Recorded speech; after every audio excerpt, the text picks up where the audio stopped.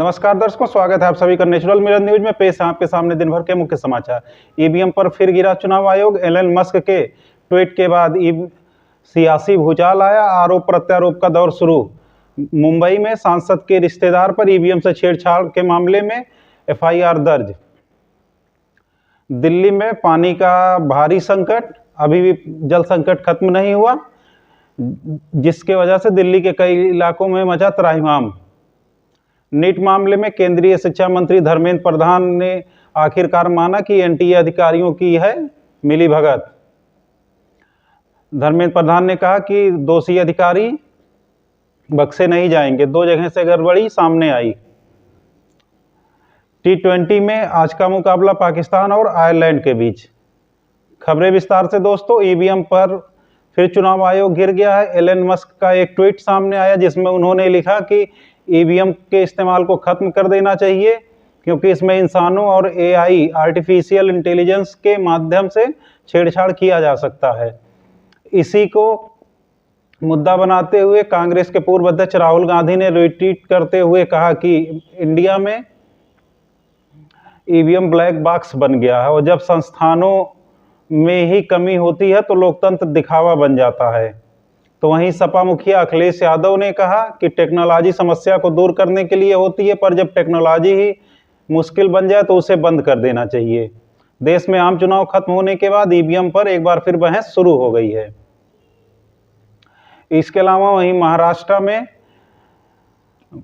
एक सांसद के रिश्तेदार के ऊपर ईवीएम से छेड़छाड़ पर एफआईआर दर्ज की गई है। महाराष्ट्र में सांसद के रिश्तेदार पर, जो कि 48 वोटों से जीते हैं सांसद, उनका नाम है रविंद्र वायकर। उनके रिश्तेदार पर आरोप है कि उन्होंने अपने मोबाइल फोन का इस्तेमाल ईवीएम मशीन को अनलॉक करने के लिए ओटीपी के जनरेट में किया था। इसी को लेकर उनके सांसद के रिश्तेदार और एक चुनाव अधिकारी पर एफआईआर दर्ज की गई है।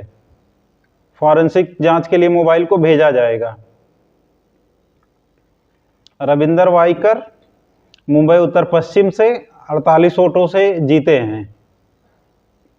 उनके रिश्तेदार की ड्यूटी चुनावी मतगणना में लगी हुई थी।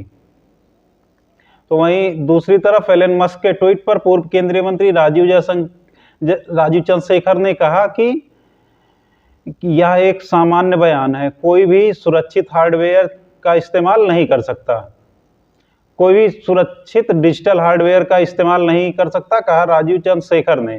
तो वहीं इस मामले पर चुनाव आयोग के एक अधिकारी ने कहा कि ईवीएम को अनलॉक करने के लिए ओटीपी की जरूरत नहीं होती, ईवीएम किसी से कनेक्ट नहीं हो सकता।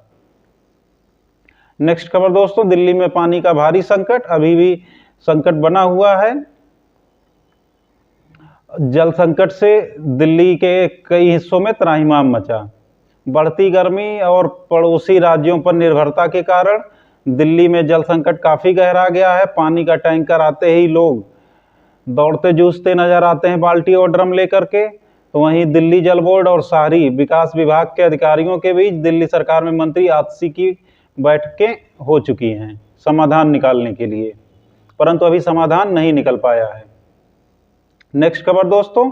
नीट 2024 स्कैम मामले में केंद्रीय शिक्षा मंत्री ने एनटीए के अधिकारियों के खिलाफ कार्रवाई की बात कही, मिलीभगत माना। केंद्रीय शिक्षा मंत्री धर्मेंद्र प्रधान ने माना कि नीट रिजल्ट में गड़बड़ी हुई थी। धर्मेंद्र प्रधान ने कहा कि बच्चों के भविष्य के साथ खिलवाड़ नहीं होगा। एनटीए के जो भी अधिकारी दोषी पाए जाएंगे उन्हें बख्शा नहीं जाएगा। 2 जगहों से गड़बड़ी की बात सामने आई है, सरकार उस पर गंभीरता से विचार कर रही है। नेक्स्ट खबर दोस्तों। T20 में पाकिस्तान और आयरलैंड का मुकाबला। आयरलैंड का स्कोर 106 रन, 9 विकेट के नुकसान पर 20 ओवरों में। तो वहीं पाकिस्तान को जीत के लिए 107 रनों की जरूरत। धन्यवाद दोस्तों, आशा करता हूं आपको मेरी खबरें अच्छी लगी होंगी। अधिक से अधिक मेरे चैनल को सब्सक्राइब करें।